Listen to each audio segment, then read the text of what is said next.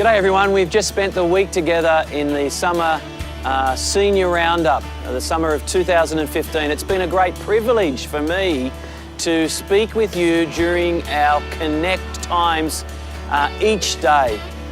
We began the week by speaking of just how many difficulties, how much bad news we seemingly hear day by day at the moment. And it's been my privilege to try and counter that bad news, the bad news of broken relationships, the bad news of so many difficulties that we see in the world, the bad news of even death that we see so often in the world at the moment. And it's been my privilege to try and counter that bad news with the great news of Jesus Christ. I've attempted this week to say to you that Jesus is good news even in the midst of difficulties. I can't promise you that you won't have difficulties in your life, but what I can promise you is that Jesus promises to be your ever-present help in times of trouble.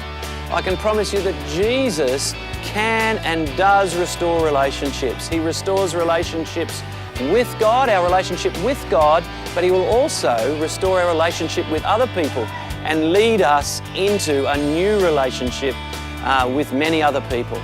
That's one of the things we're focused on this week. And finally, we tried to say, and we did say, that Jesus is good news even in the midst of death, that we need not fear death because Jesus has conquered it. He's come back from the dead as the first to ever be resurrected and has the power, of course, to bring us all back to life in the future.